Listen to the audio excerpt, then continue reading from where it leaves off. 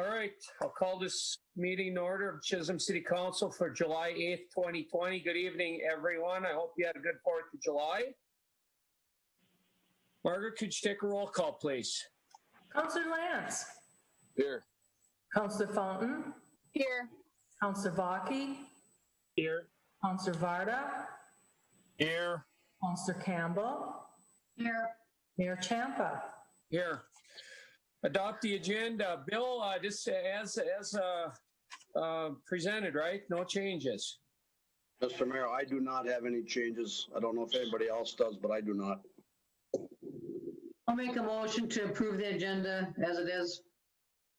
Okay. I have one thing, Mr. Mayor.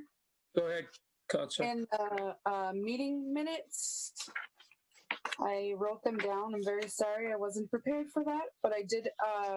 There was a change that needed to be it said that Councillor Campbell made a motion to accept something and then a second. So that wasn't the case in one of the meeting minutes. Or April, we'll pick that up when we do the consent agenda. We'll correct it. Thank you very much, Mr. Mayor. Okay, but remind me. Okay, I support Tracy's motion. Okay, Margaret, could you take a vote, please, to approve the agenda? Councillor Lance. Aye. Councillor Fountain. Aye. Councillor Vaki. Aye. Councillor Varda. Aye. Councillor Campbell. Aye. Mayor Champa. Aye. Okay, that is approved. Pledge of Allegiance.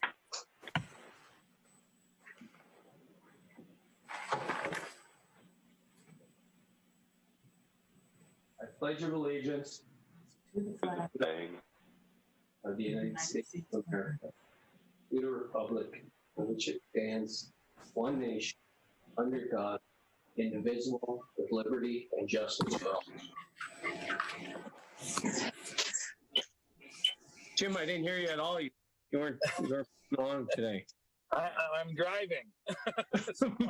Probably good. Yeah, that's good. I heard we had a police officer on with us, so behave in there. Yep. Bill, any public participation or anything that town wanted us to look into? Mr. Mayor, I had no specific requests for public participation. Okay, let's go on to council reports. Councilor Lance, I'll start with you. Good evening, everybody. So just a quick little update. The campground committee has met a few times, a couple times this week even, and probably a couple more times before the week is over, but we're moving forward and hopefully for online reservation coming soon. We've had a couple meetings so far with for development and another meeting tomorrow afternoon to discuss the development of the campgrounds. So that's something I've been doing there, and with Councillor Larson and Larry Holstead. So that's moving along nicely. One thing I did want to bring up to everybody around that there was an event at Bennett Park, July 26th, 3 p.m. It was put on by a group of citizens who started a group called VIMA, Voices of Ethnic and Multicultural Awareness. And I met with a couple of these folks that started the this group here, and it's going to be a nice event where they're wanting law enforcement, fire personnel, first responders, anybody in the community come out and maybe listen to a side of a story you don't know is happening in our community, and some things that people might not be aware of is happening. So, and I told them that you surround yourself with good people, you don't see bad things typically. So I think there's a lot of things happening in our communities that we're not aware of. So it'd probably be a very good event to attend. So that's it. Thank you, Adam. Councillor Campbell, report. Just a couple things. I got the ambulance report, the quarterly report just before our meeting tonight, so I'll go over those numbers real quick for the ambulance runs for the second quarter. So I'll go down the list. They had 8 canceled runs. They had 15 no loads. They had 142 resident loads, 5 non-resident loads, 5 from Balkan, 8 from French Township. They had 8 mutual aids with Buell, 5 mutual aids with Hibbing, for a total of 200 runs for the second quarter. So kind of busy compared to 180 on the first quarter. So they're up by 20. And then lastly, I attended a police commission meeting yesterday. We had it at the senior center because it was too hot to hold it upstairs at the firehouse. So anyway, that's all I have. Anybody have any questions? Council, questions? Councilor Bach, your report? Just a couple things. We did EDA interviews, so that went well. This morning, I was part of the 8th Street meet with Masavia Bituminous and Knife River. So we created a punch list. I don't know if that's on the agenda. I don't think it is, but we created a punch list of items that we did our walkthrough that we felt needed to be fixed. And so Jim is going to get that list, and Larry, and then I asked them to include me on it so we could get that sent out to all of you as well, so you could see kind of what we felt needed to be repaired in that whole thing. Obviously, the contractors were not thrilled because they don't want to fix anything. So I'm assuming it'll go up on the next agenda or something under Jim, and he can talk more about it. That's it for me. Mr. Mayor, I have a question. Yep, go ahead, Councilor Campbell. Travis, how many did you interview for that EDA position? We interviewed 2 people. 2 people. Yep. Okay. Out of Right, Bill? Clarification, we interviewed 2 on this round of interviews. We interviewed 4 on the first round. so total of 6. Altogether 6 for the position, correct. Okay, thank you. Travis, just a comment. Thank you for going to that walkthrough this morning. You and I share the concerns down there, I know, and I've been so doggone busy lately. I've been missing half my meetings other than my council meetings. So nice that others can take part, apparently on my behalf. So Yeah, no problem. Councilor Fountain report. Yes, Mr. Mayor. On June 25th, I attended a Rams meeting with the mayor. It was very informational. It was very interesting. They said that there is $62 million in grants for the ATV trails out there. So that's a big thing. They also said that they held a meeting with Governor Waltz. So that was nice that the governor was able to tune in with the Rams. Councilor Lon said, we had several meetings in person and in Zoom. I think he did forget to mention Eileen, so I just want to give credit to Eileen as well, and Bill. On June 29th, all of us met with the school board, which was great. I think that outcome came out really great, and we talked about the resource officer contract, and Officer Joel, correct, is going to be our new officer, and I think he's going to be really great for that position.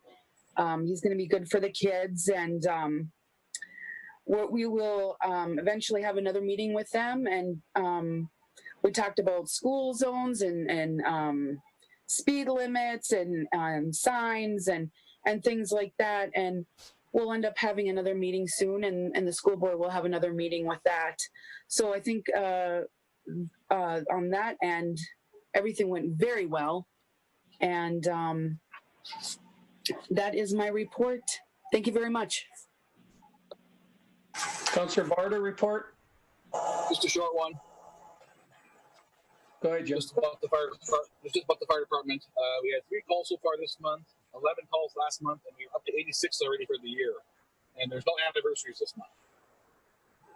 That's it. Thank you, Jim. Yep. Council, as I mentioned, I've been so darn busy. I've missed a few of my meetings. I did miss the last PUC. I got one coming up here next week. So hopefully I get back up to speed. HRA, our last meeting, we did reapprove, extend the contract of Director Culleton for an additional 2 years. Same wages he was making, which is $86,000 for the last year. No wage increase. I'll bring you all the details, but basically we gave him a little bit more of a stipend on his Social Security, what do you call that? The little addition that they give so that they have enough that they're like their copay thing for Social Security, from $350 a month to $375. We gave him a $50 a month stipend for using his own vehicle for driving around picking up stuff for the crew. And we gave him dental insurance. So not a lot of differences. We made some real cuts there on some of the benefits, and he took some of the cuts as well. So he's actually overall making less money this year. But after we have our meeting on Thursday and the minutes are approved and everything's signed and sealed, I'll get to both the minutes and the contract of the director to the council.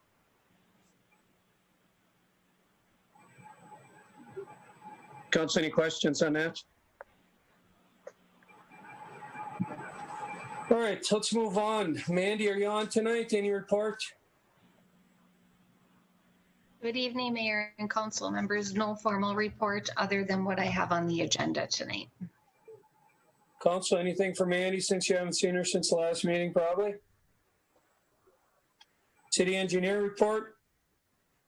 Thank you, Mayor and members of the council.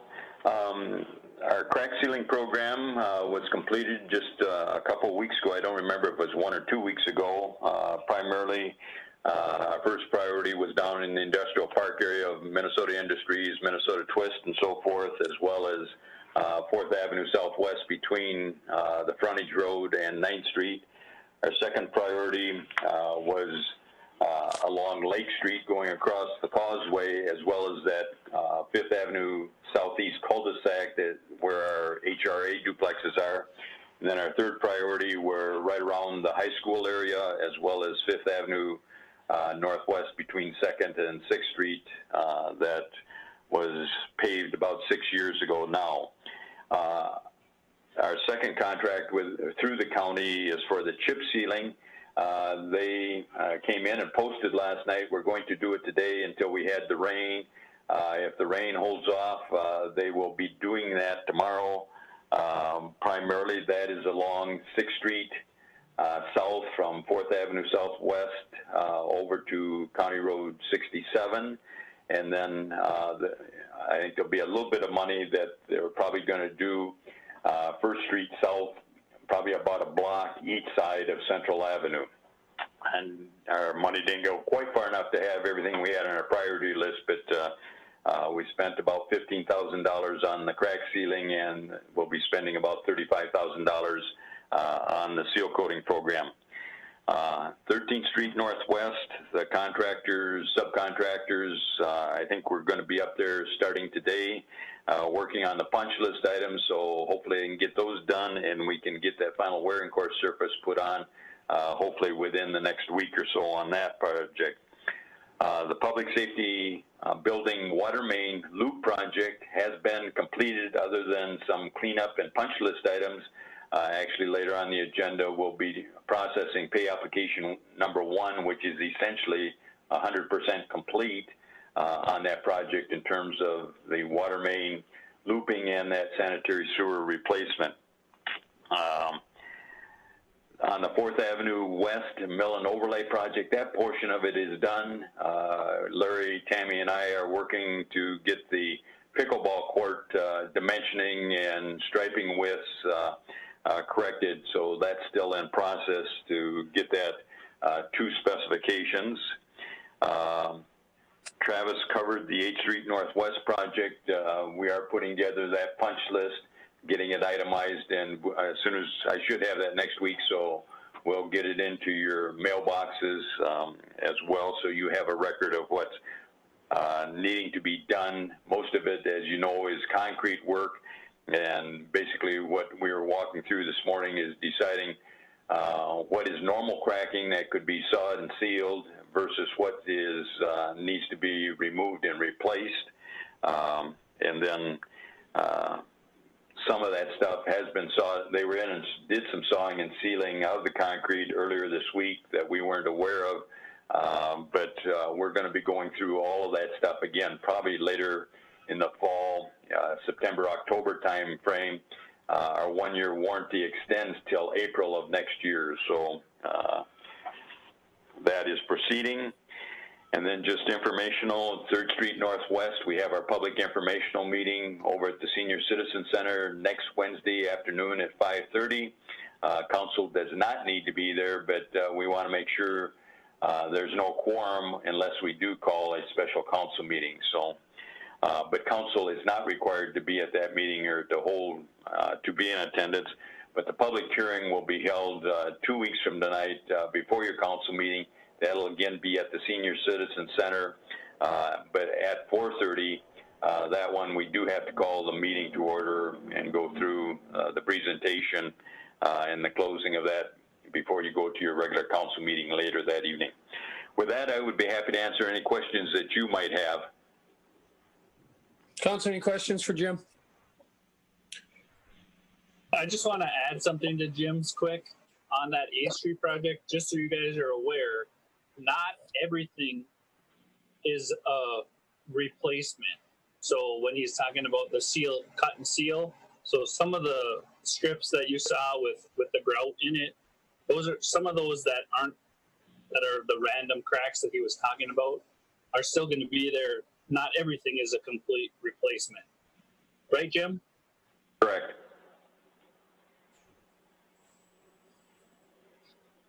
Okay, thank you. Thank you. Public Works Supervisor Larry. Hi, Mayor Champa, councilors. Few updates. Our annual dust suppressant application on our gravel roads and a few of our alleys was completed today. We added the east end of Lakeview up there this year. We had a couple of requests from some citizens. So that worked out nicely. Yeah, we added the campground as well. This is the dusty season, like you all know, just July and August. So hopefully with the rain that we got this morning, it loosened up the gravel and it took really well, which we're hoping. So it actually worked out pretty good. The new seasonal employee that we brought on with the council support last meeting, really appreciate that. It was a blessing in disguise there. It worked out beautifully. We were able to put Kathy up at the campground full time, and she's taken to it really nicely already this week. She's helping us on the ground up there. So I've been working with the campground committee. Thanks everybody there.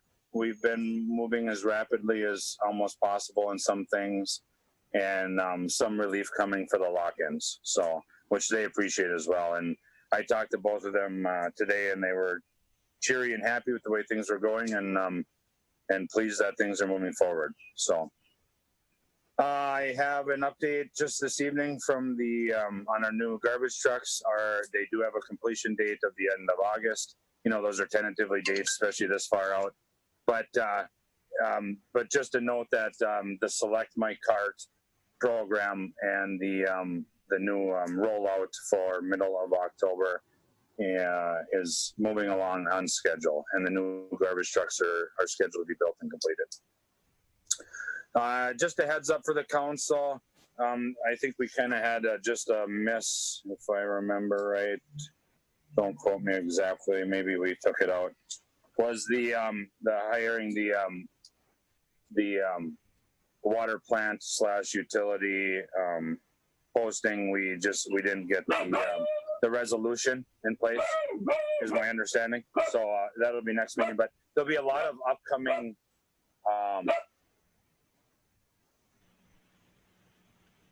There'll be a lot of upcoming internal postings and employees moving around. So on that, we some of our public works employees, besides our normal work, we've been hauling some gravel and filling some holes in alleys. And then when we get the alley attachment that the council approved a month or so ago here, when we get that machine, we'll be able to put that to work too. So that's what we're up to in public works. A couple things on the agenda. Other than that, questions for me? Larry, just one thing, if you could briefly mention the citywide cleanup next week. Oh, yes, we are preparing for the citywide cleanup. Thank you. That's happening tomorrow and finishing up on Friday. And do I have the flyer? I don't think I have the flyer with me. But most of you have seen the flyer, or we can get it to you. One in front of you for the times and dates and stuff? Yeah, I think it's Tuesday, Thursday till 7, Mayor Champa, is it? Okay, 7 to 3:30 p.m. Monday, July 13th, Wednesday, July 15th, and Friday, July 17th, 7 a.m. to 7 p.m. Tuesday, July 14th, Thursday, July 16th. City Garage, 35 Southeast 3rd Street, drop off only. Yeah. Appreciate that. There was a couple new, we had a couple $5 charges for some of those. Yeah, televisions, video displays, devices, VCRs, $5 per item. Mattress, box springs, chair, sofa, $5 per item. But yeah, you can bring demo and waste, residential trash, non-hazardous trash items only. Limit 4 tires with or without rims. Appliances, remove the doors. It was actually nice to see. I opened my utility bill today. Had the garbage program in it. On the back, we had the citywide cleanup, and then we had the one with items you shouldn't throw down the toilet. So all important stuff for the residents. So yeah, appreciate that. We're looking forward to that week. I love that week. It's beautifying the city. We're bringing in all that stuff that otherwise might not normally get in the trash there. So good week. We're looking forward to it. Larry, I have a question for Larry. Go ahead, Councilor Varda. I'm getting calls from people, I forget the blocks, but it's the alley north of the stand. Yeah. Yeah. I'm getting calls from those people all the time about the alley. Yeah. Is that on your list to get done soon? Well, I'd like to give them a whole new alley, to be honest with you. Well, so I got to be honest with you. The solution that I proposed, if you remember, was that we mill and basically just like we did at the cemetery. And I will be 100% honest that a couple people in that alley are not excited about that.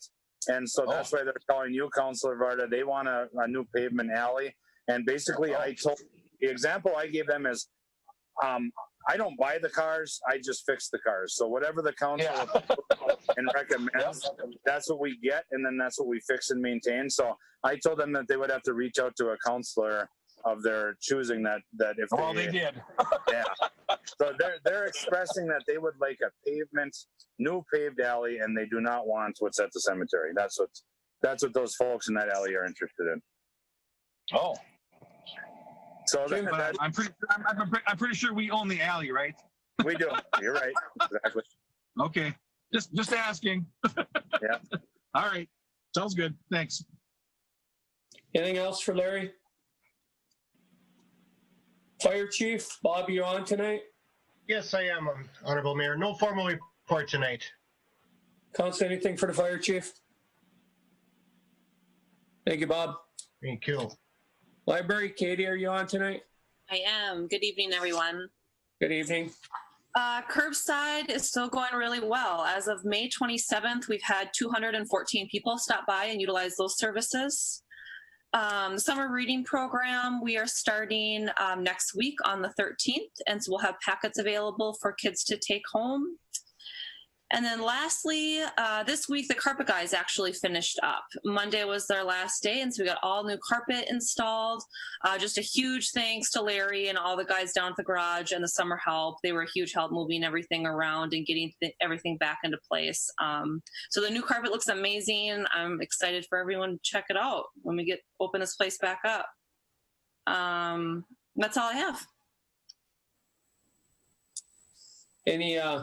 How about the roof? Oh, the roof. Yep. The roof is still, we're working on that. They were there today. The group was kind of MIA for a week or so, but they're back up and running and they're there today and things are moving along. All right, good. Council, anything for Katie? Thank you. Police Chief. Vern? Thank you, Mr. Mayor. I'm glad Chief Brown didn't have a report tonight, so I can use his 5 minutes, because normally I don't have a report, but I have several items of information for the council. In April, it's Joe Erdahl. Erdal's the last name. Yesterday at the police commission meeting, the police commission terminated an officer's probationary period. So we will be one officer short starting this week. In other news, the commission extended a job offer to one of our candidates, and pending physical and psychological, which should be set up next week. We'll get that person on board as soon as possible. One other information, but one maybe item for discussion. I was contacted by the city or village of Kinney, and they wanted me to give them a quote for law enforcement services by July 15th in their council meeting. And I said, well, a quote and a contract and all the money stuff is not usually determined by me. That's with council to council. But I did ask them, before we even talk about that, what are you looking for? What are your needs? What do you want? And so we went through some of the stuff that they were looking for, and their main complaints are complaints of loud music and fireworks during the summer, some parking issues, some blight issues, mostly patrol for ATVs, speeding and driving on the streets and blowing out of the alleys without stopping, especially on the weekends in the late afternoons. Some cars speeding on Main Street, and I said, what are you looking at for coverage? Is there a part of coverage you want? And they didn't know. It was a guess. He said, I don't know, an hour or two a day, but they really didn't know. They did tell me that when Buell was contracting with the sheriff's department, they were paying $65 an hour, and Kinney would give them $65 a week for basically 1 hour of coverage a week, which they ended up spending about $3,300 a year. So I don't know where the council wants to go with this. When we reached out to Buell when Buell reached out to us, we thought it was a great idea to open those doors in that pairing and sharing, and that's worked out great. We like doing Buell, and it's working out great, but we didn't really set out to, spread the empire and take over the world. I mean, I didn't expect to say we're going to put on 50 officers and just keep expanding. So I don't know where the council really wants to go with this, or if you have questions, comments, questions. Mr. Mayor, I have a question. Councilor Campbell, go ahead. Vern, you didn't put together any kind of numbers, did you, for us? I mean, if you were to spend 4 hours a week over there, 5 hours a week, 6 hours a week, what it would cost us, wear and tear on a vehicle, personnel. I mean, I don't know if it's worth it or not. I know we discussed it at the commission meeting yesterday, and they weren't too keen on the idea of it, I know, so. Well, and Tracy, thank you. One of the things is I didn't do the cost analysis of wear and tear on vehicle, extra gas, anything like that. What I did is I took kind of what their problems were, what I think it would take to give them adequate coverage, maybe 4 to 5 hours a day, and I just took what Buell is spending. And so if you take what Buell pays per hour, we're spending 4.4 to 4.7 hours a day in Buell. At what they pay, it's like $52 to $54 an hour, depending on the month. So if I took 5 hours a day, 52 hours, or 5 hours a week in Kinney at $52 an hour times 52 weeks, they're looking at $13,500. And I'm not even sure if they can afford that or want to afford that. But that was just a breakdown on the man hours on what we're basically charging people. I haven't had the time to do how much more gas would it cost, how much more time would it take from our officers from town. And I didn't want to get too deep in that until I really heard something from the council, or if there was really should we be going forward with this, or should we? Well, my concern is, we're already short people, right? We're down, what, two or three? Three right now, and then we extended an offer, so we're going to be down 2 possibly. Yep. with vacations and stuff coming up and everything else. I just don't know if we want to bother with it or if it's worth our while. It's something I guess we're going to have a working session discussion on something like this, I guess, probably.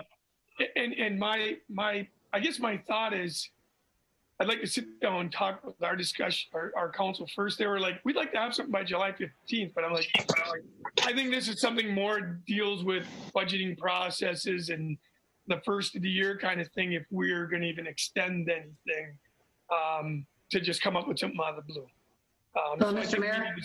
Like you said, yeah. So speaking of budgeting, I have a question for Bill. I should ask him, are we getting ready for budgeting? I thought we were going to start early this year with, I know with all the COVID stuff going on, but we need to get going on stuff, I know. Councilor Campbell, we, during the department head meeting, we had a conversation, gave everybody a heads up, talked to our deputy clerk. Our goal and our plan is to have as complete of a draft budget by September, when you as a council need to set the levy. So it is in motion. We had the conversation yesterday during our department head meeting. So everybody's getting their pencils sharpened and getting ready to go. Okay, because I know last year, it's like I thought we were pushing it a little bit too close to the limit, and we didn't have, I don't know. I just like to see it done sooner, I guess, than later. Oh, I agree. That's the plan. Hey, Vern, getting back to Kenny, when you become a law enforcement for a city, there's a lot of other things they kind of expect you to do. So I don't think I would rush out and do it this year, but I wouldn't be against having a real conversation, and because the things that are going to take time over there, and they're going to expect you to do as part of this, even if you only do your 1 hour a day. So more than I do even. So like you said, I certainly wouldn't be against you having a discussion with them and possibly bringing something to us at a later date, but to try and force it through for their budget right now is would be a little bit much, especially with us being understaffed at the minute. I agree, Mr. Mayor, and I appreciate that comment. What I'll do is I'll reach out to them and tell them that, we can do a working session, discuss a few more things, but instead of rushing into something, you're right. It's a better idea to at least let them know, and it would be more expensive than what they were paying for an hour a week to get what they want. So we'll keep the door open, but won't rush into anything. I think it's an excellent idea. Anything else, Fern? I do have one other thing. I just want to keep the. I'm sorry. Was there a question? Was there? I just have something to tell you, Vern. Basically, I know we're short, but I disagree with the amount of people we're short. We need to hire 5 cops right now, in my opinion. I appreciate that sentiment, Jim, and I wish I could hire 2 or 3 right now, but we're a little short on applicants. We had 9 applicants the last round apply, and when we sent out and went to get everybody out, we have 1 left in the pool because they all got jobs. So it's the pool is thin right now, and with the civil unrest, there's a lot less people, I think, seeking. They either got jobs or they pulled out of being in law enforcement. So we're the pool's short. I wish I could say I had a lot to pick from, and I could hire a dozen if I needed, but it is small. So thank you for that. The one last thing I do have, and I just want to give a heads up to the council, the brush pile up at the cemetery, our big brush pile. If you look at the sign, it says nothing over 3 inches and no contractors. Nothing over 3 inches diameter for brush. And I've got the camera up there has been catching several contractors coming up there and dumping some very large stuff on our piles. And I know that gets to be taxing, especially when we can't burn the brush pile. So we got to reach out to these contractors and tell them that, the rules right now are no contractors, nothing over 3 inches. So I want all you aware, because I'm assuming they're going to start blowing up your phone when I tell them, you know, it's not their permissions revoked, but they're not allowed to use it. So they're going to be calling you guys. So I'm giving you a heads up. They're going to be calling you. The rules right now are the rules, and I do have several of them on photos. So I'll be getting a hold of them this week. Good. Vern, I want to change the subject a little bit on something. We have an item on agenda tonight, ordinance change with regard to cats and dogs. I just was thinking about something earlier today. What do you think the compliance is with regard to licensing cats and dogs in our town? Like a percentage? Are we high, or would you say we're down in the 50% of who's really getting them licensed? Or I would think we're probably in the 30%. I think it went up a little bit when we gave Precious Paws the ability to sell licenses, and anybody coming to get an animal. That was one of our problems, is they would say you have to go to City Hall and get a license, and then was there follow-up? So finally the city said, hey, you sell some licenses for us, so if they have to pick up their stray dog or cat before they get them out, they make them get a license. So I think that probably brought us up to about the 30%, but I would say we're probably around the 30 percentile. So let me ask you another question. There's crazy laws in this world that have been made. I've probably made some myself, but is it legal for one of our police officers to walk up to somebody or drive up to them, get out of their car, and check dog or cat licenses on any animal they see out in the public with the owner? I don't think it's illegal. It's not normal, you know, that we drive around going, oh, there's a dog. Is it licensed? But I don't think, especially when they're in public, you're just like looking at a license plate of a car. Might be some negative feedback from that for police officers and having a negative contact. It'd be like stopping people just to see if they have a license. Mr. Mayor. Yes, Councillor Campbell? I'd like to see our cops walk the beat more often anyway. Maybe get on a bike and ride around a lake and interact with people walking their dogs. Maybe you could check on that way. Friendly, you know, that's just my take on it. I just, you know, it's like looking in garbage dumpsters and trying to find people illegally dumping. It slows it down, and you probably would get your compliance a lot higher. You know, getting back to that ordinance we're going to be talking about, my concern is it's going to be hard to enforce some of that when we struggle to prove how many animals they have. So, Vern, anything else? I don't want to beat that to death. I just, you can... Mr. Mayor, I just have a question for Vern and you. Can you, go ahead. and Tracy, can you guys just tell the people how easy it is to go up to City Hall or to Precious Paws and get that license? And just tell the people right now, how much does it really cost? How easy is it? What do you have to do? Vern, you better help me with that. I haven't even looked at cost of a license. I know you used to have to go up, you had to pay, you had to prove that you had rabies shots for your animals. So they were compliant there. They just make sure, they just ask if you're up to date on your shots, and they sell the licenses. I think it's 10 and 15, 10 if they're spayed and neutered, 15 if they're not. I've never paid it in town, but that's what I think it is, 10 and 15. Or is it 5?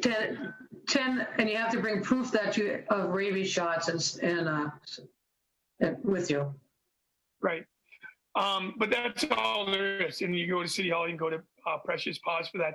And Mayor, just to back up on everything, I often stress to the officers, especially when we're seeing there's not as much compliance, that whenever we're on a dog complaint, animal complaint, stray, barking, shelter, you know, people not having the right adequate shelters for their dog, that the guys stress anybody they talk to, especially at their homes, do you have the proper licensing? We're here for a complaint anyways. Might as well follow up on it, make sure they get them licensed. So good. But yeah, it's quite easy to get your license.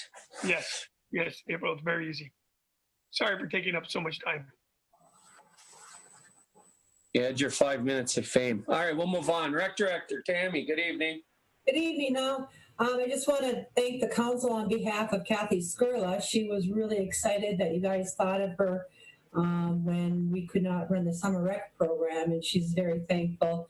The other gal had decided not to take a public works position for the casual laborers, but Kathy is a great gal, and I know Larry's going to have some success with her this year.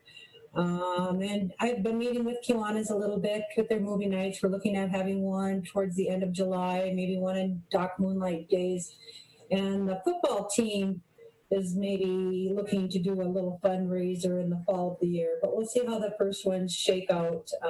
We're trying to get the logistics. I think we're going to go with 3-4 screens that are going to be on the back side of the stadium, facing 2-lane cars, staggering them, and doing free will donations for that. And we can't do any Disney movies because of the movies. Movie theaters are struggling, so they're not releasing any movies. So, but Shannon's looking into some movies that we can purchase. And I'm looking at purchasing the movies through the summer rec program through special events. I think that, you know, because they're all family-friendly movies that we would present.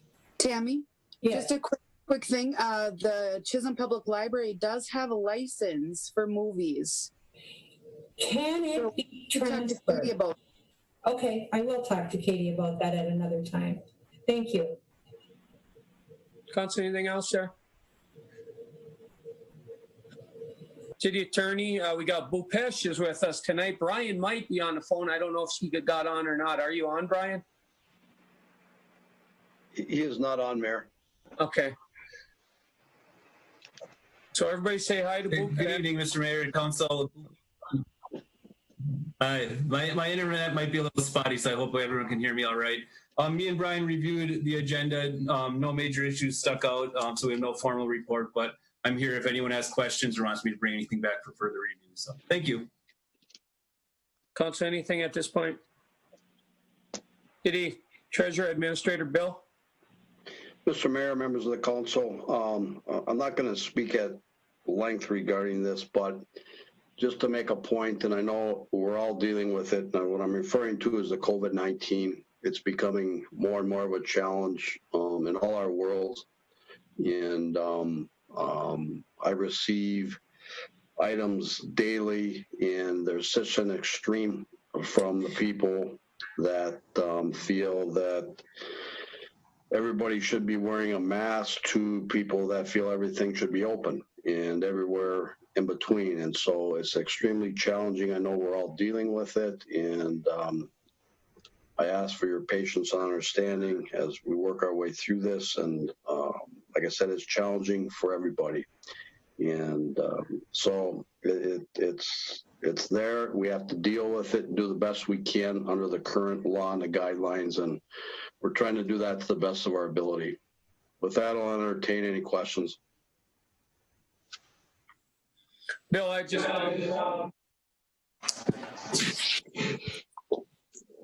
Bill, I'll just make a comment on it as well. It's difficult. I can tell you, I'm worn out myself. I feel like about half of every day is just wasted trying to do things a lot harder than it used to be.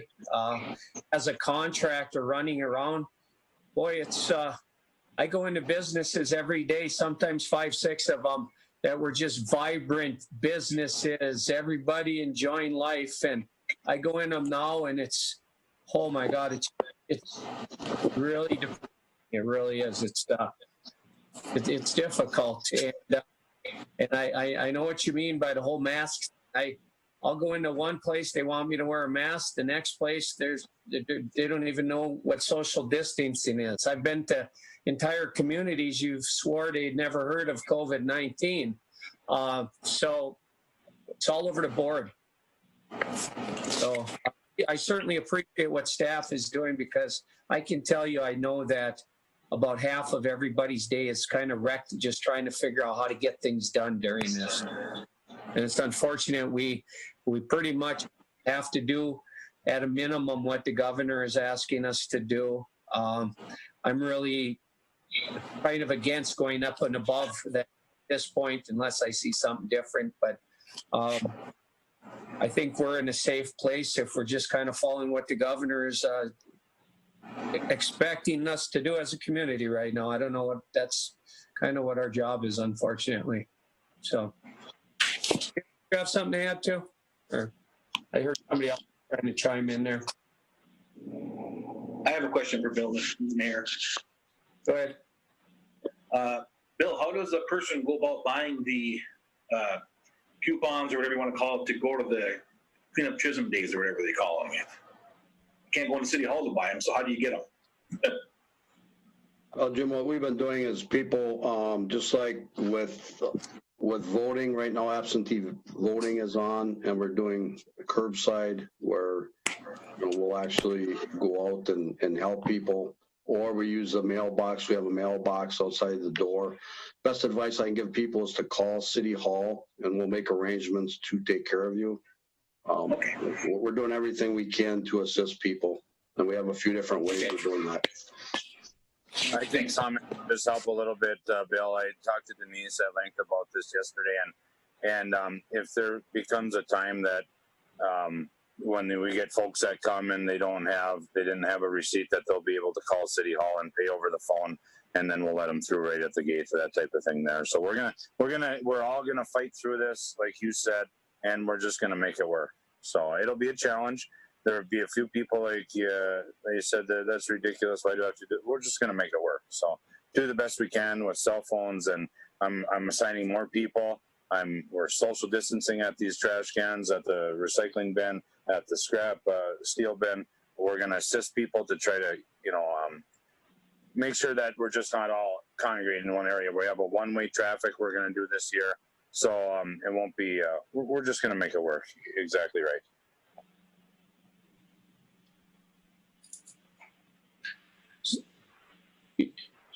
All right, we'll move on then. Bill, you're all done?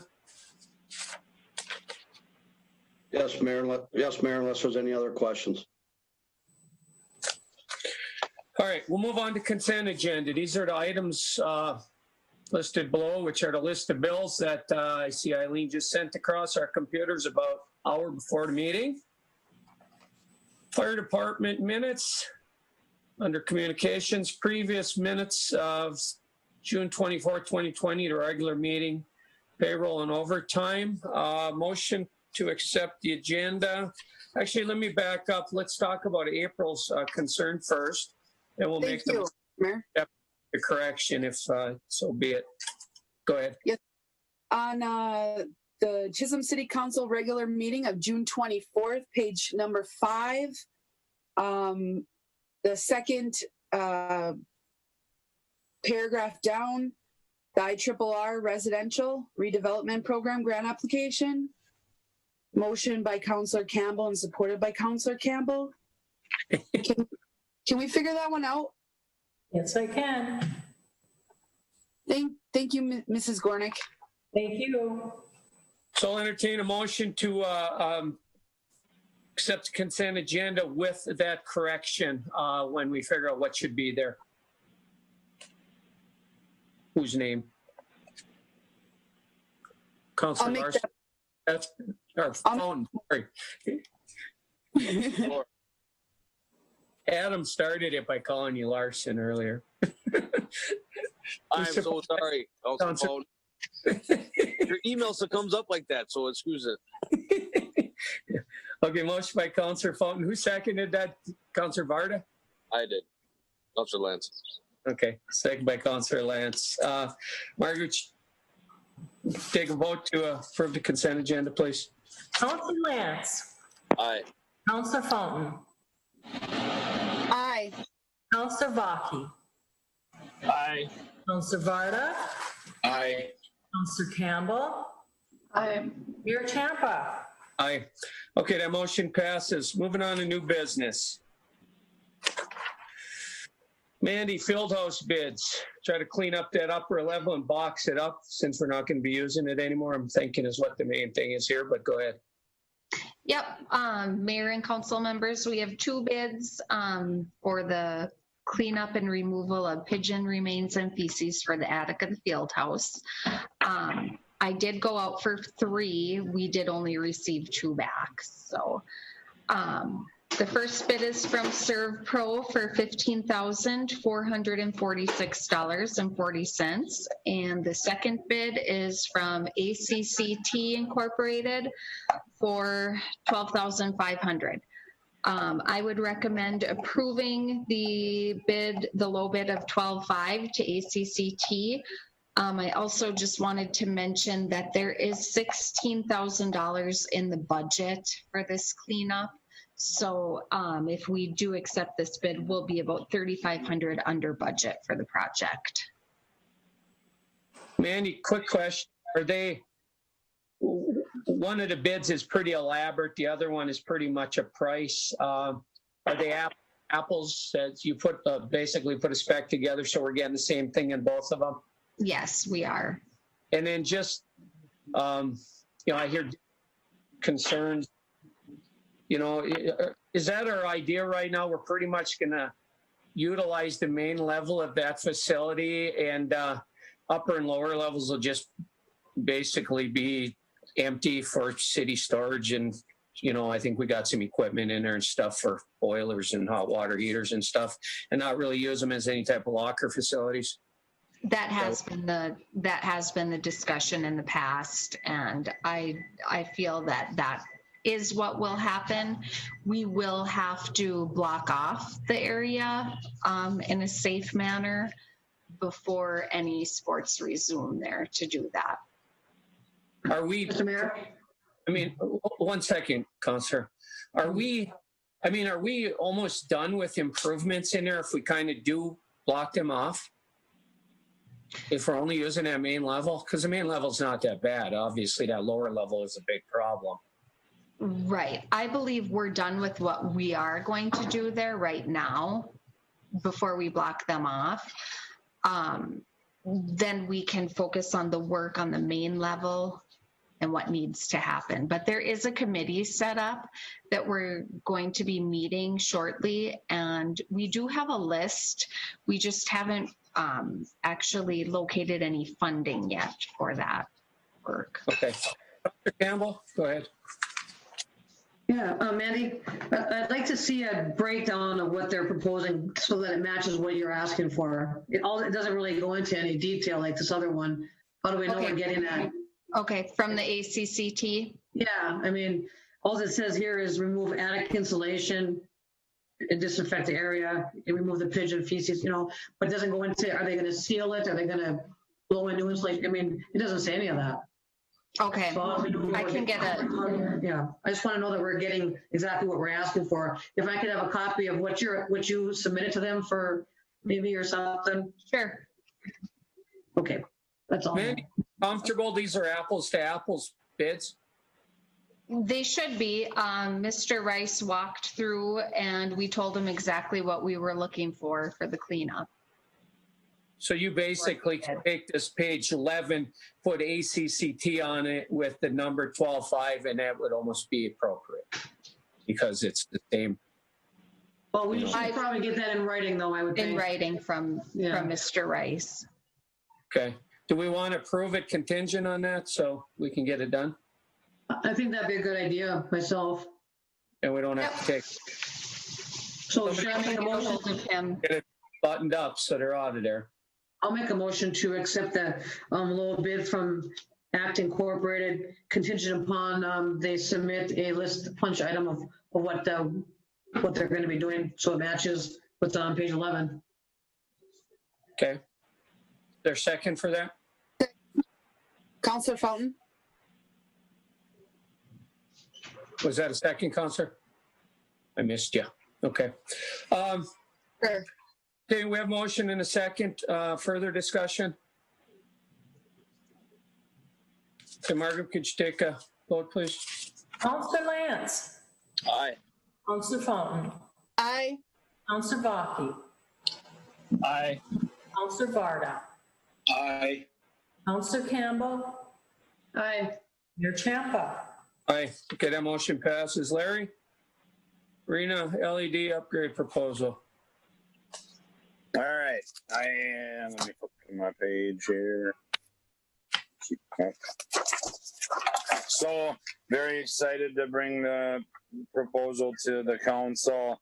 This, the spin on it was, it wasn't as great a project as some of the other ones like the Ironman and the Senior Center and them. But the spin on it was with the COVID, how it affects everyone differently. Ed's budget has a cushion right now because of the lower electricity costs that they're and heating costs, all that, natural gas. Because of the COVID, their early shutdown, they're not running their compressors, and because that feeds the curling club as well. But the beauty of this project, besides the smart lighting and the almost $12,000 rebate from Minnesota Power, is that Ed feels, as long as the council isn't going to look to ask for money back from his budget, that he has enough money already budgeted this year in savings that he can pay for the remaining costs out of his existing budget, and the payback will start immediately. I mean, the minute he flips the switch, the paybacks will start. So that's really cool. That's really that was a great spin to the project. So, and for your I've gotten the recommendations from the lighting people. I have all the documentation. I didn't share it all with you, but I shared some of the highlights. These are some of the smartest lighting systems you can get. The people are kind of giggling on the other end that there's, what, we're going to be overly impressed with what we get. So I would recommend it with the zero payback. If the council agrees to leave Ed's budget as it was approved, and then he would have the remaining costs for the project. Mr. Mayor? Yes, Councilor. I'd like to make that motion of $30,000 and $30,004 for the 56 lights and controllers, $1,000 for lift rental and 56 plugins with in-house labor, which is a total of $31,004, and then $12,298 rebate, which is left with $18,706 for Ed Chamernick, arena manager, to pay from his budget. Those numbers all right, Larry? Yep, they're accurate to me. Yes, thank you. I'll second that, Mr. Mayor. This is Counselor Campbell. Okay, motion was made by Councilor Fountain, eloquently, let me say, and seconded by Councilor Campbell. Larry, you have a future in politics, so I like how you snuck that in there, that money that was coming back. Well, we'll just use that. Right, exactly. I mean, it's great. It's great that thinking outside the box there, because from our side of the desk, it was gone already. So it was a really great project. I appreciate Ed's help on all the stuff too, and the council support. So it was good to see. It was a fun one. Council, anything else? I have a question for Larry. Go ahead, Joe. Maybe I missed something. So Ed wants us not to lower his budget next year, or not touch it this year, which we obviously wouldn't. But I must have missed something. No, yeah, it was not to touch it this year because he actually has a budget surplus right now. Okay, all right. Larry. Go ahead, Councilor Bucky. Follow up to that. What about the paint issues in there? Didn't they have like paint falling from the ceiling or something? And how is that going to affect putting brand new lights in there? We certainly don't want paint chips falling all over them. I don't know, to be frank on that. I don't know the condition in there. I have a couple hockey kids, so I've spent some time in there, but I guess I'm not sure on the status of that. The lights, is there a picture? They're about, they're not the big, huge lights that are in there. The technology of lighting is so different that I feel like they'd still be okay up there if they are going to do some restoration, some painting and stuff. And then these are, we can install these lights ourselves. So then also, I think another contractor could probably take them down easily too to paint if that was if that was an issue. I'm not sure on that, frankly, Councillor Fati didn't mention it, so I don't know. Okay, just something to think about when they're putting them in. Mr. Mayor? Yes. Travis, where the beams, and there's some flanking on the beams inside the arena part, that's separate and away from where the lights are. They would work around that. It's in a different area where the lights are actually hung from, so. All right, thanks, Vern. Yeah. I would think the lights would be up near that netting anyway, wouldn't they? That false ceiling? More of a flat look. Exactly. It's more up on that false ceiling that puts ceiling. Okay.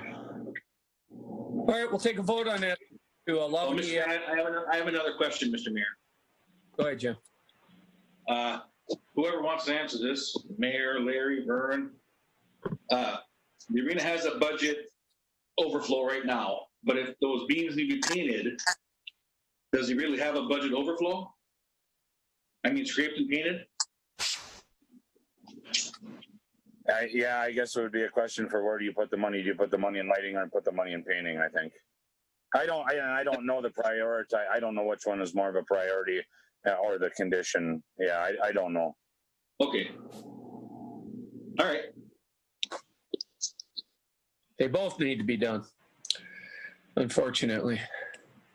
Well, the cost, I guess the LED cost savings hopefully can help pay for that in the future, maybe. There you go. Margaret, could you take a vote, please? Counselor Lance? Aye. Counselor Fountain? Aye. Counselor Baki? Aye. Counselor Varda? Aye. Counselor Campbell? Aye. Mayor Champa? Aye. Okay, that motion passes. Larry, confirm water plant operator. So did he file or? He did file, but I apologize. We're still learning the hiring process and that. There was a little bit of confusion, if you remember last council meeting, what we exactly had to do, assign a committee and stuff. In order to progress Luke and to assign him to that role, it's done by council resolution. And we did not get that in the packet for you to review, and we did not have it prepared. So we are going to bring that back to the council next meeting, is my understanding. Correct me if I'm wrong, Administrator Manning. Well, that would be correct, Larry. And my apologies. I didn't know. Margaret straightened me out on that, and I appreciate Margaret's help. Otherwise, we would have had the resolution. But it's really, in a sense, a formality from the fact that Luke was our only qualified employee. He did apply, and so we need to bring a resolution to the council in order to fill that position. So is this informational? We can make it informational. Okay. I mean, you don't need a motion to buy us, or? Next meeting, Councilor Campbell, I think when we have that prepared for you. Thank you. So Larry, just a quick question. I don't want to beat this to death. That's fine, because Luke is for the most part doing that job anyway right now, because Bruce is trying to train him to do it. The other posting then to replace Luke, are we doing it now? Or since we know the movement is going to happen? Yep, so it's on the council, I apologize, the council. It's on the Public Utilities Commission agenda for next, is it Wednesday at 9 a.m., Bill? Next Wednesday, 9 a.m. And that's on for the council's recommendation to approve, and then we'll bring that to council the next meeting as well. That is correct. Thank you. Hold on, I don't know if I got the right answer. So what's going to be on the PUC agenda? Oh, I apologize there, Mayor Champa. That's where I'm rewriting the position to include, that'll be changed. Luke's current position is like a pipe fitter. We don't have a pipe fitter anymore. That's 1960, 1980. We have a water sewer utility now. And so we're rewriting the position, bringing it to the Public Utilities Commission with that recommendation to that change. And then to also hire that person internally first. And then we'll bring that to the council at the next meeting. So the answer is yes, Mayor. We are going to replace that position at the next council meeting, hopefully. Post for it. Okay, good. So we'll have them both kind of go in the right direction by next meeting. Correct. Yeah. Thank you. Okay, so informational at this point. All right, Council, you have informational item about the Mississippi flag. It speaks for itself. Mississippi has made the decision to change their state flag, and after the governor down there signed the bill, we basically were requested to remove it, which we did. It is what it is. It's their decision. We just put them up to have all the flags. So anybody else want to comment on that before I move on? Mr. Mayor, I have a question for Larry, I guess, on that. Go ahead.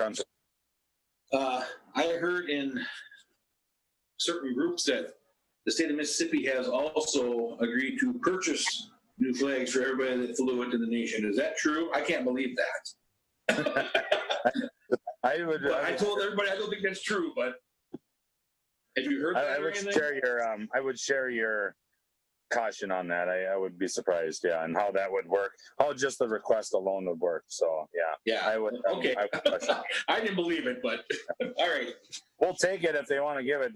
They're like $35. So we'll take it. Thanks. Oh, I did want to just share that we put an American flag up in its spot. It was a pretty lit area, and the thought on that is we're reserving the spot. I didn't see the need to move all these flags down or have an empty pole there. Being it was lit, I thought it was the right thing to do to put up an American flag to hold its spot so they get a new flag. Perfect. All right, we'll move on. Jim, part payment estimate number 1 for the public safety building water main loop project. Thank you, Mayor, members of the council. If you'll turn to page 25, we'll go through it real quickly. And in the upper right-hand corner, basically this is work that was completed through June 26th. And basically on that day, they had finished both this water main and the sanitary sewer construction, and that was actually the day that the streets got patched as well. So I think there's probably just minor quantities that may be coming through on what I would assume would be final pay application next month, application number 2. But as you can see, going down that right-hand side, work completed amounts to $401,721.70. From that, we retain the 5%, which amounts to the $20,086.09. So the amount due for pay application number 1, as you see on item number 9 down there, is $381,635.61. And I would recommend your approval of this, and I'm quite pleased with how well TNT Aggregates performed this job. They were in on time, met their own time schedule, and they were backfilling and restoring property as they went along, and it's amazing the amount of green grass that we've got out there on those slopes already. So with that, I'd be happy to answer any questions, but would recommend approval of pay application number 1 in that amount. Mr. Mayor, I'd like to make that motion for pay application number 1 to TNT Aggregates, Inc. in the amount of $381,635.61. Okay, thank you. Is there a second for that? Support. Varda. By Councilor Varda, motion made by Councilor Fountain. Any other discussion? Hey, Bill, can I ask a clarification question from you? Sure. Okay, so the invoice is register that Eileen sent us right before the meeting. Those are bills that are going to be paid after this meeting, correct? Correct. That bill does not get paid until it gets approved by the council. Then the pay applications that come in, if the council approves that tonight, the mayor will sign off on it tomorrow, and then the money goes out. If you don't approve it, the money does not go out. Okay, I just haven't signed anything, like we used to do in a long time, so I had to clarify myself. Yeah, I need to talk to you and the mayor about that. We need to get together and go through that. Thank you. Margaret, could you take a vote on that, please? Councilor Lance. Aye. Councilor Fountain. Aye. Councilor Baki. Aye. Councilor Varda. Aye. Councilor Campbell. Aye. Mayor Champa. Aye. Okay, that motion passes. Councillor Campbell, first reading ordinance amending City Code 90 restrictions, keeping dogs and cats. This has come back from our last meeting with some changes. Yeah, so this is brought back from our last meeting with the changes that we discussed, upping it to $3 for 25-foot lot and $4 for 75 and over. Almost matching what Hibbing has. I know. I don't know if we need a motion for the first reading or if it just goes into the second reading next on the next council meeting. I'm not sure how that works. Who passed you information? Yeah, you do not need to make a motion. You just need to present it that this is the first reading of it. So this is the first reading of the ordinance number 90 with restrictions of keeping dogs and cats. So that's all info only right now. I just have a quick question, Councillor Campbell. Yes. Why can't we make this an action item? I'm a little confused. We have to have 2 readings when you change an ordinance. This is the first reading, and the next meeting will be the second, and I think that's when we take action. Is that correct? Was that? Okay. Yes, there has to be 2 readings, then it has to be published, and then the council can take action. Yeah, and that's changed back years ago when I served. We had 3 readings, and you could make changes the first 2 readings, and then you voted on it. You actually couldn't change it the 3rd reading, I believe it. You had two readings to change it, and then when it came back, the vote up or down, and then but they've reduced that 1 reading. So that's it. We can move on then. Mr. Mayor, I have a question for Councillor Campbell on that. Go ahead, Jim. Go ahead, Jim. Hi, Tracy. Hi, Jim. I read it 2 times. I didn't see anything where grandfathered in pets or not. You know what I mean? Talking about that. Did Yeah, I miss we were it? talking about that.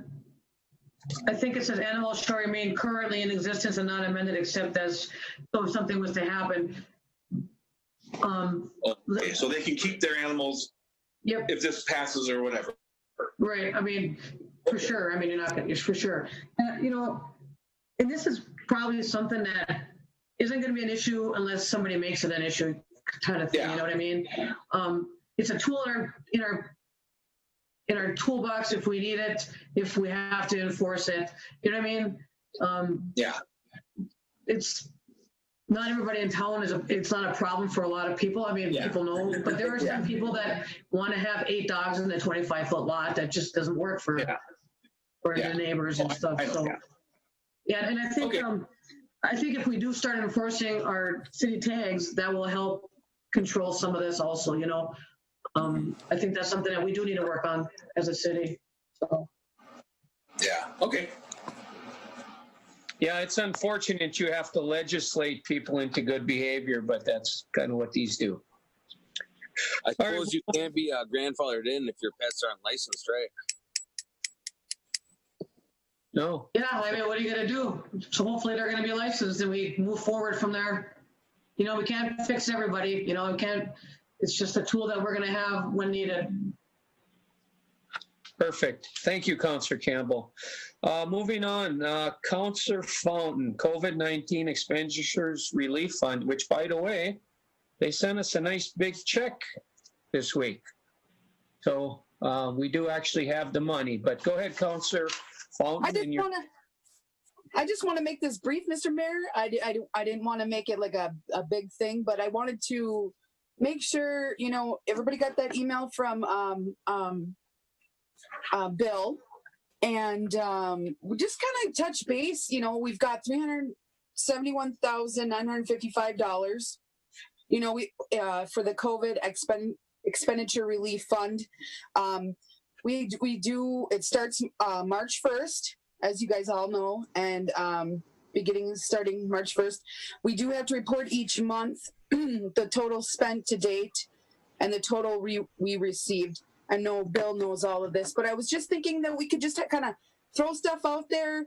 I got a little list. I'm just gonna make it brief, fast. Cleaning supplies. I know you guys, we talked about that, due to masks, PPE, etc., payroll benefits costs who were furloughed or laid off, increased workers' compensation costs to the city, expenses provided paid sick and paid family medical leave if we had any of those, unemployment insurance costs, hazard pay, expenses of an audit, it said, subject to the limitations. Grants for in-town businesses. We can work with the EDA. I know that they're in the agenda right now. Mayor, I was just thinking the same thing, April, on that. The EDA, you know, they're looking for money to help our businesses. That'd be a perfect opportunity, I think. I don't know what the rules are for that, but that was my thought exactly on that. Yep, and I just had another one, teleconference expenses, such as this. So, I mean, these are some good examples. I would like to hear everybody else's, what they came up with as well, and just hash around this and what we can do for our community. Thank you. April, I'll chime in a little bit. Bill and I have had a number of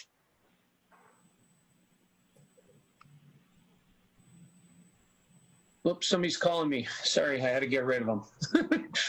Am I back? Yes. Okay. Hold on, I got to figure out where I went. There you are. All right. So Bill and I have had talks about this, you know, because we're using Brian a lot right now to put together COVID plans. Obviously, some of that could be paid through that. But I think my biggest concern is what the world is going to look like when we open back up. I know at the HRA we're talking already about trying to make a counter with the glass like you see in a lot of places. Like a lot of times you'll see them in police stations, but a lot of the city halls around the area have them. You walk in, the staff is behind the glass, and you do your conduct your business through a pay slot, basically. And, you know, I think we might need to look at things like that for City Hall, maybe even like the library and stuff. So I hate to, I won't say squander the money. It's all good expenses, but, you know, and I know Bill is looking at some grants through Iron Range Resources right now, too, that may help us with some of this, too, as far as the business side of it. So big picture, all good ideas. So I'll just turn it over to whoever wants to talk next. I think it's going to require a working session for us to even, I mean, I agree with all of April's expenses, but to divvy it out, I mean, unless we just assign it to Bill, I think it would be worth setting up a working session for us all to just sit and talk about it. Bill, how long we got to use the funds? Says end of the year, but one thing I read from the county states that they're going to be looking for money back on November 15th, so they recommended, and actually this came out from the League of Minnesota Cities this afternoon, they recommended getting it spent or appropriated by November 15th. Okay. I believe Mr. Manny and Eileen Zah have the authority over the monies and things, and I think that if we give them, I don't think we need a working session. I really don't. I feel that this amount of money isn't huge. You know, this would only cover a small amount of the cost that the city is already paying.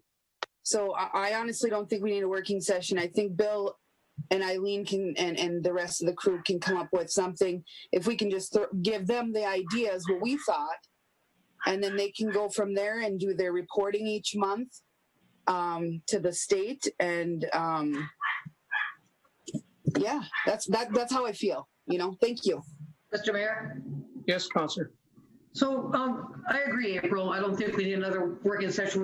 We have so many meetings as it is that we're having a hard time making all of them. I do think that maybe we should submit to Bill a list of stuff that we think that, you know, Mayor, I loved your ideas about the glass and stuff, because we do have to we are not secure, you know, at any of our facilities. Police department, for one, also, you know, everyone's in contact face to face, and I think that's something we need to protect our people too, you know. And also, I think we should help other businesses as well. So I think Bill and Eileen and all of our leaders can come up with stuff, and we can submit our list too to them. So that's just my thought too. Yeah, and like I said, as April mentioned, and you both did, the day-to-day stuff that we're spending money, that's definitely COVID related already. I mean, you know, Bill can certainly submit all of that. I mean, it's being used that way.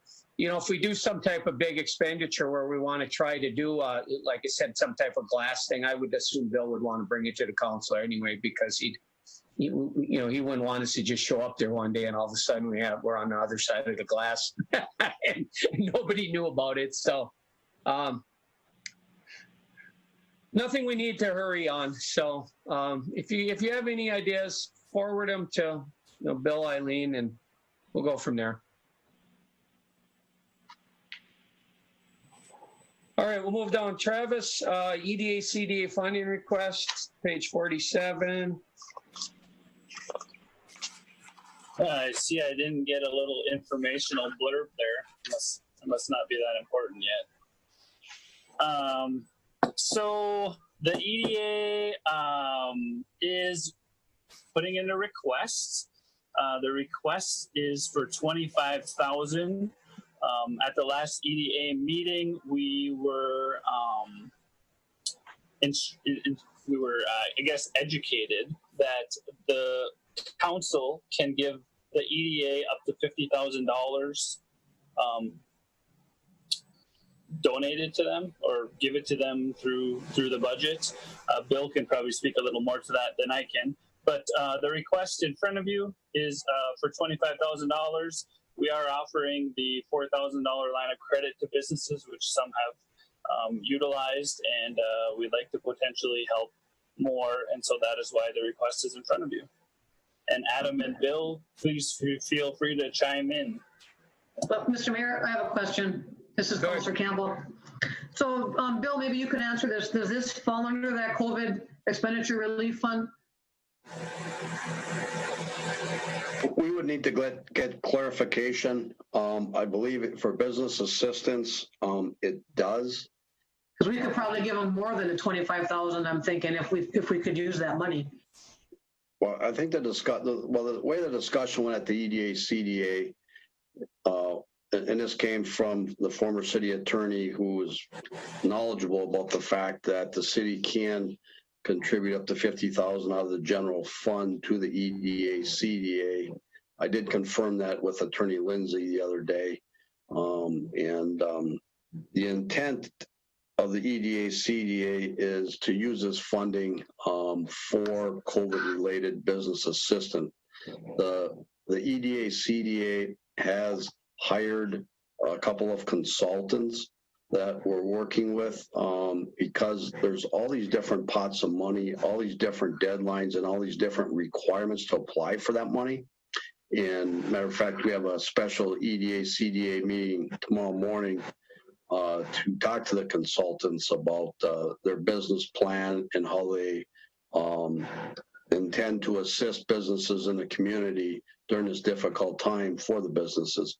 So I would think if this money is spent under the guidelines of the funds that we received, that yes, this could be a use of the $371,000 that we did receive.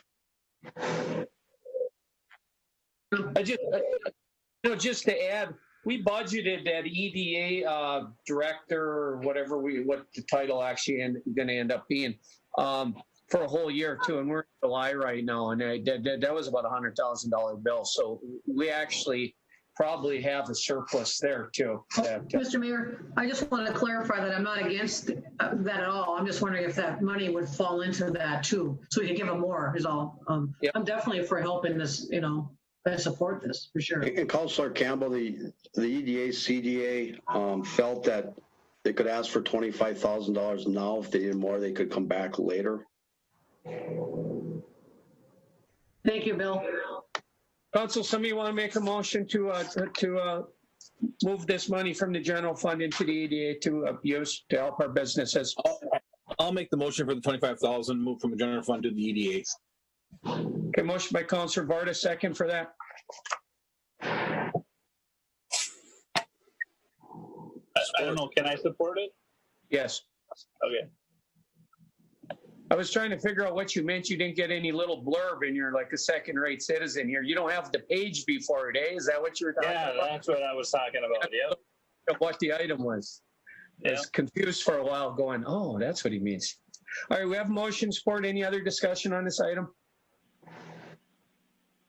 I just want to say I think the EDA, CDA is doing a great job. It was great that they came out of the box right away and put the hold on the loans, the CDA loans, and the interest on them for 6 months, I think it was. And then coming out with this 4,000 interest free for the first 12 months for utilities and stuff. Those are good things. You know, when you don't have any money, like loans you have to pay back right away, aren't really that much easier. So just kind of deferring stuff is what's going to help them. So this is a good program. Yeah, there's Shannon, Chisholm, Roach, and Luciani deserve a lot of credit for the leadership they've shared with a very young and fresh board over there. So thank you. Perfect. Margaret, could you take vote, please? Councilor Lance. Aye. Councilor Fountain. Aye. Councilor Fountain. Aye. Councilor Varda. Aye. Councilor Campbell. Aye. Mayor Champa. Aye. Okay, that motion passes. We'll move on. Bill, resolution number 0720-49, St. Louis County Mitigation Plan. Mr. Mayor, members of the council, I'm going to ask Fire Chief Brown for assistance if I don't get this right, because he's more familiar with it than I am. But St. Louis County has a hazard mitigation plan that they updated. We also, as a city, have a hazard mitigation plan. Chief Brown and I went to a meeting 2 years ago. We went to the meeting this year and showed up, and there was a sign on the door. It was canceled due to COVID. So we turned around and came home and got a hold of people via the phone and got updated on it. So this is the county had asked us for a resolution to adopt the St. Louis County All Hazard Mitigation Plan as laid out on page 49. The resolution at the bottom states that the city of Chisholm supports the hazard mitigation planning effort and wishes to adopt the St. Louis County All Hazard Mitigation Plan. So I would recommend approval of resolution 0720-49. Councilor, make a motion.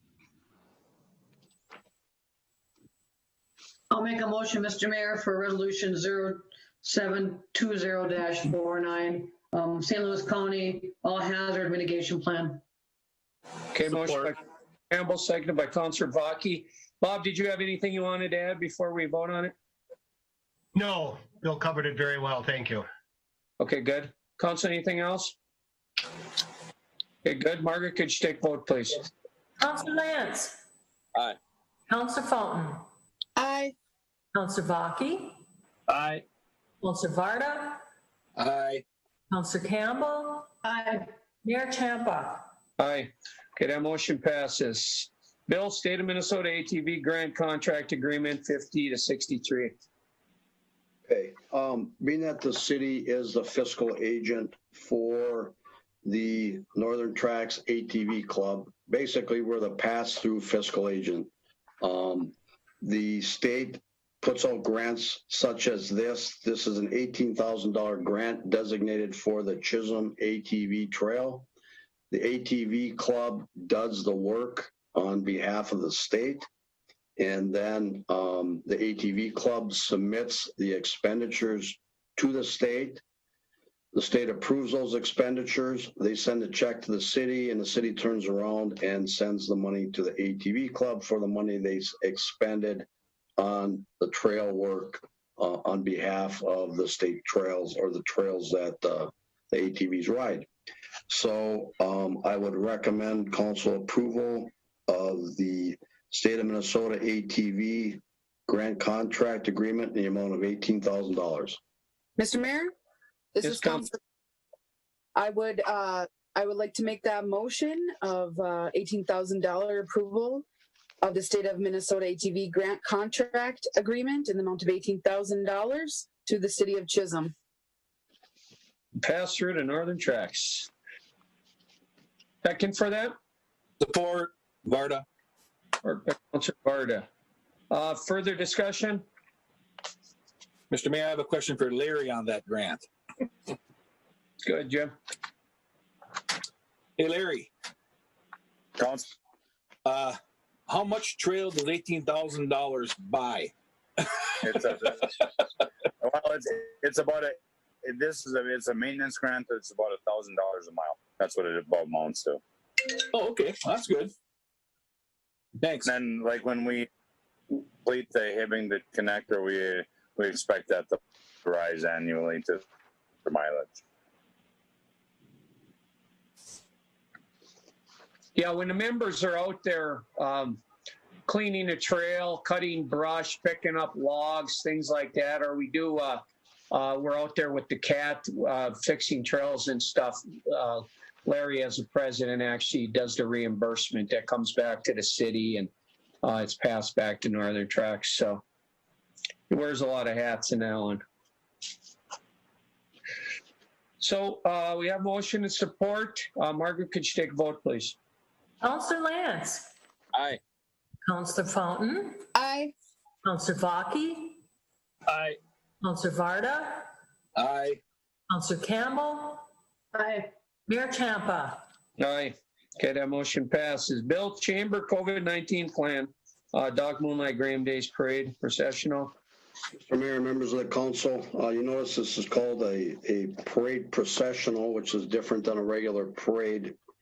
In my memo on page 64, I started off by saying subject to approval by Attorney Lindsay. And the reason I did that is Attorney Lindsay took a couple days vacation at the end of last week, so I was unable to get his opinion until the first part of this week, so I didn't have it for the council packet. I give Attorney Lindsay credit in the fact that no matter when I call him, I say, well, did you have a minute or do you have time? And got to know him well enough now where I know if he is off of work or on work, but he never says he's off of work. And so a much deserved a couple days off for him. So I didn't have his recommendation at the time. He did express a couple concerns, which I'll get to in a minute. But you can see I give our chamber director, Shannon Chisholm Roach, a lot of credit. You can see on page 65 the letter. Hopefully everybody read the letter that she wrote to the city council, whereas she reached out to a representative of Governor Wall's office at the COVID helpline. She reached out to Diane from St. Louis County Public Health. She received the information from the Minnesota Department of Health regarding vehicle gatherings and the parade guidance. I forwarded all this information to Attorney Lindsay, and Attorney Lindsay comment was that he had a concern, and his primary concern relates to the structure of the event. He believes that the proposal is very good, and he does agree that it would be in compliance with all state and CDC requirements if it is undertaken as planned. This is his words now. I'm reading off of his response. My primary concern is that the public will not adhere to the requirements that the event be observed from within vehicles. I believe it is very likely that the public will treat this as they have the traditional Dog Moonlight Graham parade and line the streets. So I forwarded his concerns on to Chamber Director Shannon, and her response basically says the same thing, that she is going to do everything that she can to promote on the poster, Facebook post, newspaper ads, social distancing, staying home if you are sick and wearing masks. She says that she's talked to Police Chief Manor, and that the police cannot enforce any aspects of this. She went on to say that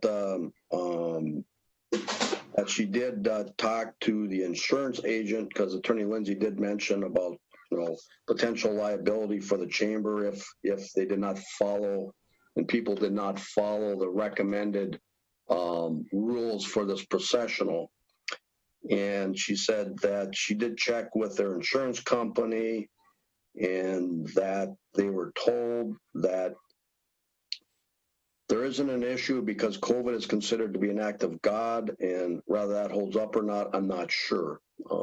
But essentially, other than promoting that you must stay in your vehicle on all advertising platforms that they have, there's no other way, for them. The chamber has no way to control the public.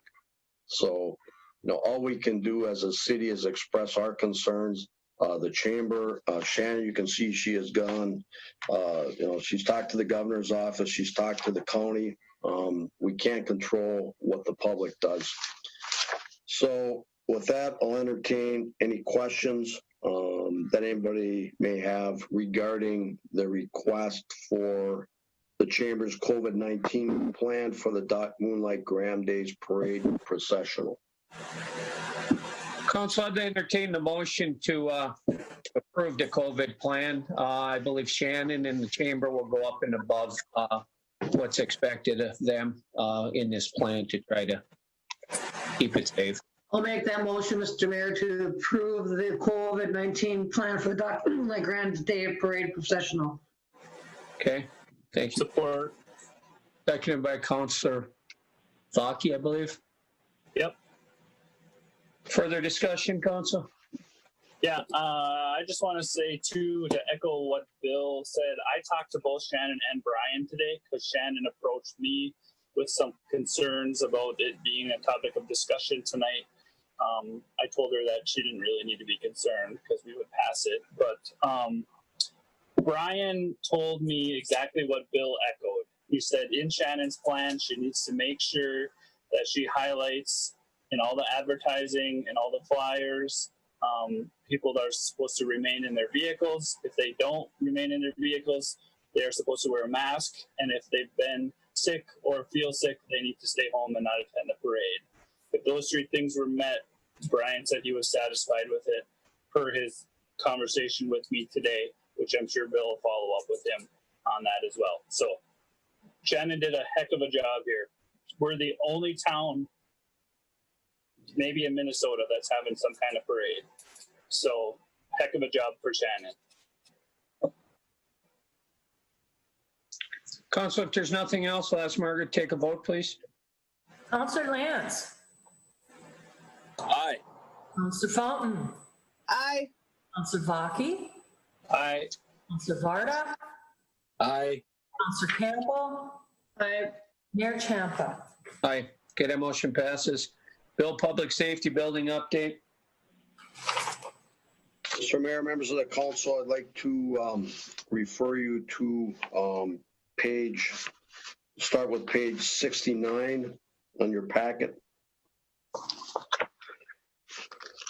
So on the very bottom of page 69, the last sentence reads, at last night's city council meeting, the council gave their approval for the revised site plan.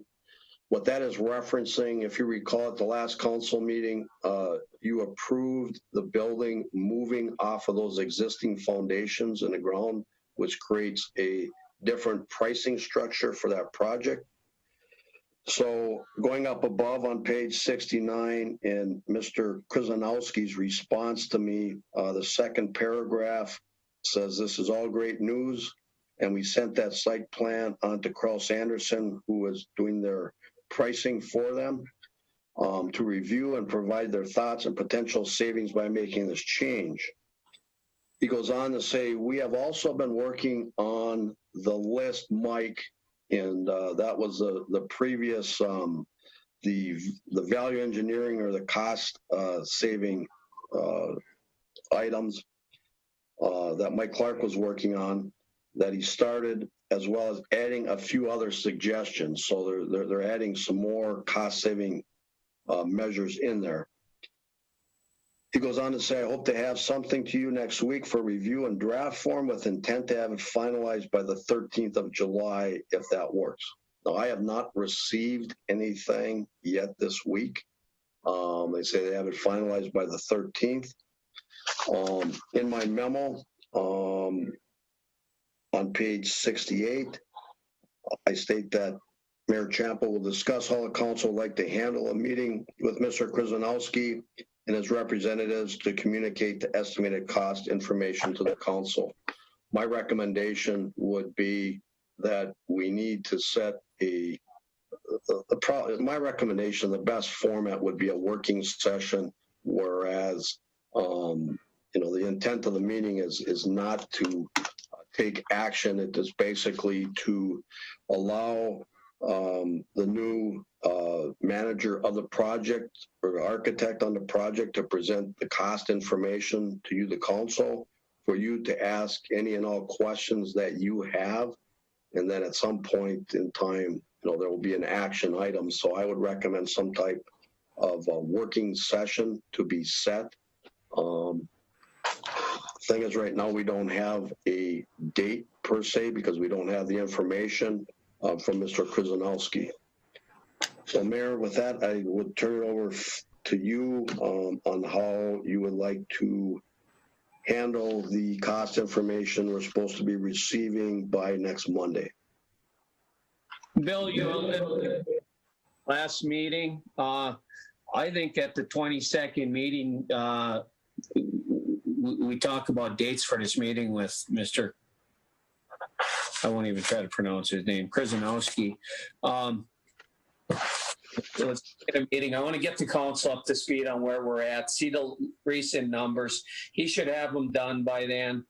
Maybe you can reach out to him and say, hey, the council wants to have dates for approval of a meeting with you to have get up to speed, and that's my opinion. I want the council to get up to speed. We're all hearing little tidbits. We haven't, council haven't, don't even know what Mr. Krzyzanowski looks like. You and I had that one meeting with him when he first took Mike Clark's place. So I'd just like to get everybody on board.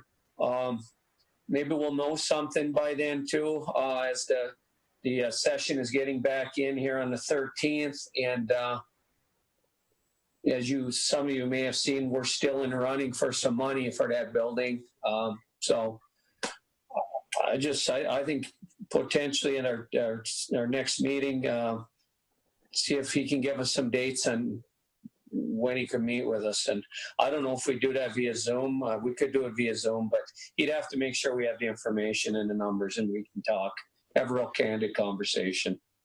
Mr. Mayor, my intent would be as soon as we get those numbers to get them out to the council, get them out to the department heads for review so people can have time to spend time with the numbers, to look at what's in the numbers and develop their questions. So when this meeting is set, everybody is fully informed prior to the meeting so that we can have a good working session and discuss the things that need to be discussed. Yeah, I think we should be. I would hope he would. Do you believe he could be ready to give us a date for a meeting by the 22nd? Absolutely. I think I could probably get dates, as soon as I get the information, I could get dates next week. Meetings than I have already. I mean, I'm fine with what's the next year's project. If we meet on the 22nd, talk about dates and set a date to meet with him, whether it's via Zoom or in some big room somewhere, that'd be good enough for me. But go ahead, Councilor Campbell. I think what we're getting at here. We're just talking. So we're gonna have some dates at our next council meeting. Is that what I'm understanding? That's what I want to do. To schedule a meeting. Okay, that's okay. And the intent, Councilor Campbell, would be you would have all the information prior to setting those dates.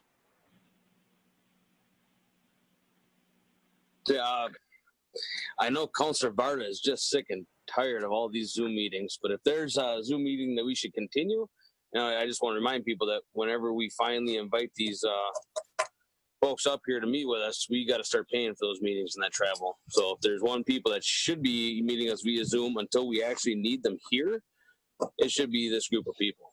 And I think one thing we do need to look at when the second paragraph, it's all great news. We sent the site plan to Krause Anderson early this week to review and provide with their pricing. I think we need to find out if we paid Krause Anderson to do the soil boring in that area. Did that cost us money to, have the layout of this, building here? And then we had to take time to move the building because there's, footings in the ground that they didn't find. And I believe we paid them like $400,000 for a bunch of work. And if they didn't do proper work, boy, I think we should probably tell our contractors, our architects, to stop working with that contractor. But yeah, it'd be great to be brought up to speed sooner than later. So informational at this point, but Bill, I don't know, unless council doesn't want to, but I'd like to see if we can have potential dates at our 22nd meeting to meet with Robert in whatever form he needs. I would agree with Adam. Zoom is fine for me because we can do it in this setting, and we can ask him all the questions we need to if we have the information. So I don't see a problem there.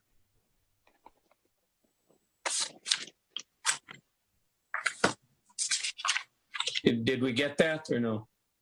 No, I'm good, Mr. Mayor. I won't have that. All right. So, Bill, get a memo to the council. For some reason, we get to the 18th, 19th, and you still don't have any information because we might have to rethink that. But I would, he's trying to get it to you by the 13th. I would hope, by the end, towards the end of next week at a minimum, he should be closer. Right? If I don't have him by Monday, I'll be on the phone with him. Okay, good. All right, we'll move on. Page 70, accept resignation from firefighter Ellen Heidela. Let me just get there. But you got a resignation letter from Mr. Heidela, and he's moving out of the area, and he submitted his resignation. So I would entertain a motion to accept his resignation and write him a letter thanking him for the time he served on our volunteer fire department. I'll make that motion. I'll support it. Motion by Councilor Varda, seconded by Councilor Lance, I believe. Yes, sir. Thank you. I'm sorry, Councilor Lance. No, that's all right. I just want, Alan, he actually stepped back and took a big thought about the community when he made this decision. Obviously it was something that he wanted to do, but he feels that he's going to be leaving the area and he didn't want to, take taxpayer money and waste it on something that he wasn't going to give back to the community. So, and that goes a long way, and he's very community oriented thought. So thank you very much, Alan. And we need more people like you around here. So. Thank you, Adam. April, did you have something to add? I just wanted to say thank you to Adam in the beautiful, beautiful letter of resignation that he wrote to the city, and it was great. So thank you for all you do and have done for our city. Thank you. I'd like to publicly thank Adam Lance for kind of guiding him through this difficult decision. He was really liked being on the department, but thank you, Adam. All right, we have motion support to accept a letter of resignation from Ellen Heidela and send out a letter thanking him for his time served. Margaret, could you take a vote, please? Councilor Lance. Aye. Councilor Fountain. Aye. Councilor Vaki. Aye. Councilor Varda. Aye. Councilor Campbell. Aye. Mayor Ciampa. Aye. Okay, that motion passes. Last item on the agenda tonight, super duper building. My guess is I'm not the only one that took a look at what's going on a number of different times down at the Iron Kettle and excitement for what's going on there, but then looked over to the north and said, what do we even got going on over here? The building is nearly falling over, infested with pigeons. It's got problems, and not to mention it's got grass 5 feet long around it. There's equipment in the back. It's a train wreck. talked to the attorney a little bit this morning about this to ask him what his opinion would be. Mandy's on the, Mandy, you still on with us? Yes, Mayor, I'm here. I believe what Brian said, and maybe Boo could chime in too, because I know he had discussions with Brian as well. I believe our direction to try to proceed to clean this up would be to deem it a hazardous building. Is that what the terminology is? A hazardous building, detrimental to the safety and health of this community because of the bad conditions there or something like that. And send the letters out to them, which requires them to correct the problems, I believe, right? That's the starting point. It's a long process, but Boo, I'll let you chime in. I think you were trying there. Thank you, Mayor. And that would be our recommendation. There are a number of different ways to achieve, I think, what we're trying to achieve here. And one would be declared a hazardous building. And speaking with Attorney Lindsay, that was what he thought would be the best approach. Some of the other approaches, just for the council knowledge, would be declared a public nuisance because of some of the animal issues. There's always the eminent domain procedures if the city wanted to take it over. And then there's some criminal actions such as, blight violations, stuff like that. But with the condition of this building and everything that's going on, we thought that the hazardous building designation is probably the best way to approach this and hopefully, achieve getting it cleaned up or tore down or whatever it ends up being. So, if anyone has questions, I'm here to answer questions, but me and Mr. Lindsay can keep working on it as well. Council, this is an informational item, but if you feel like I do, I would like to see it changed to an action item and direct the attorney to pursue the hazardous building direction on this. And let's get the ball started on trying to get that area cleaned up. I'll make that motion, Mr. Mayor, if that's what you're looking for, to have our attorney write a letter to deem it a hazardous building. Correct? Second, Councillor Fountain. Boo, would we as a council be actually deeming it the hazardous building? Is that what we're doing with the motion? Likely today we wouldn't be deeming it yet, but we'd be putting them on notice that's the steps we're pursuing. And then there'll be some notice and opportunity for them to address, the council's concerns. And we can outline that process as well for the council. So this support would adequately get the ball rolling the direction you. Exactly. It would get us started on it and then direct us to send them a letter and start the process of putting them on notice that the city is considering this building a hazardous building. Perfect. Okay. Council, anything else on that item? Margaret, could you take a vote, please? Councillor Lance. Aye. Councillor Fountain. Aye. Councillor Vaki. Aye. Councillor Varda. Aye. Councillor Campbell. Aye. Mayor Champa. Aye. Thank you. Anything for next meeting we should talk about now?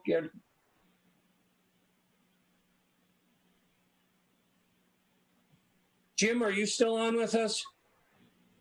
I am. At some point we're going to talk about projects for next year. And I know Councillor Vaki and I have had a couple of discussions, and we would really like to have a serious discussion during our capital improvements part of our meeting about looking at a large number of mill and overlays. And we realize that not all streets qualify for mill and overlay. It's based on what's underneath.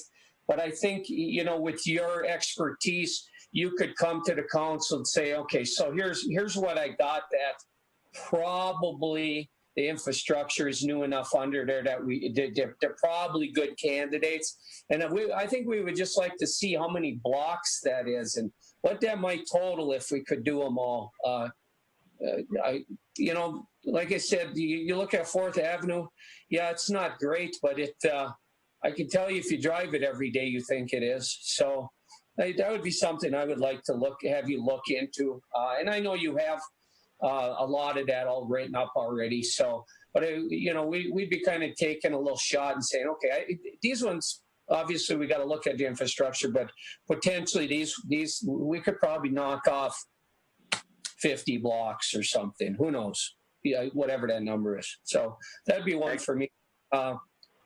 Actually, Mayor, in that regards, Larry and I have been talking about it, and we've actually got a meeting set up for next Wednesday morning at the Public Works Building with Chris Manor and Leon Wagoner, who do most of our sewer televising, cleaning, and so forth, with the intent of finding out where are they having their major problems or maintenance issues with regards to the sanitary sewer.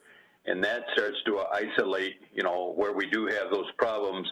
We're probably looking at, an infrastructure, but where we're not having problems, and we think that the utilities are relatively new enough, those would certainly be good candidates, where the pavement surface is in, getting a lot of alligator cracking or a lot of potholes in it or so forth. So that is something that Larry and I are trying to work towards. We're also putting together, in fact, I prepared a memo for Larry this afternoon with regards to our reclamation even of our alleys, because we do have some pricing information based on what they did in the cemetery last year. And basically what I had come up with from my alley inventory of last year was about 85 blocks of existing bituminous alleys that we would be looking at converting to basically the reclaimed material, or the rototilled material. And based on that pricing, for all 85 blocks, I was in the neighborhood of about $60,000 to $70,000. So Larry and I are going to talk about that and how to present that to council. Is that doing that in 1 year, 2 years, or 3 years? Types of things, and those are our discussions that we'll have to be having with council. And one of my thoughts is maybe we take a year off from doing our crack sealing and seal coating and dedicate that $50,000 towards doing as many alleys as we can, because then we only pay one mobilization rather than a mobilization every year. But those are just options that we're going to try and prepare and bring to you, and then have the council do some prioritization as we go through that capital improvement program process. Okay. Council, anything else to add to the miscellaneous? If not, I would entertain a motion to adjourn this meeting. Mr. Mayor, I have a miscellaneous item. Go ahead, Jeff. A while ago, we started what I would phrase as department head reviews, and we did Jim, and it stopped. So I'd like to start that over again and review all the department heads coming up in the future meetings.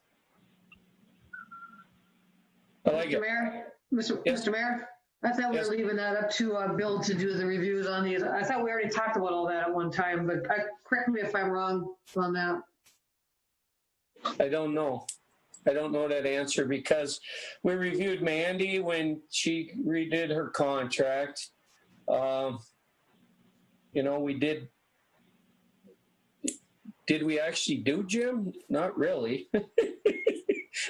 We did a little bit. But Tracy, all of a sudden, all that's left of her is a picture of her in like Hawaii or something. Punta Cana. No. We'll look into that, Jim. Okay. Thank you.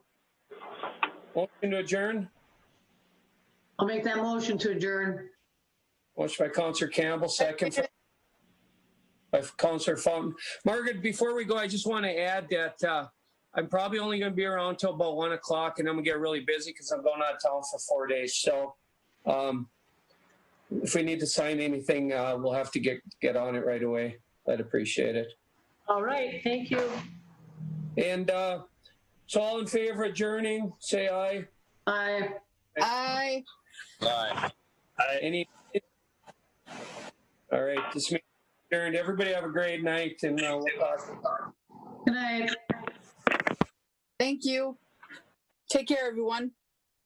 You too.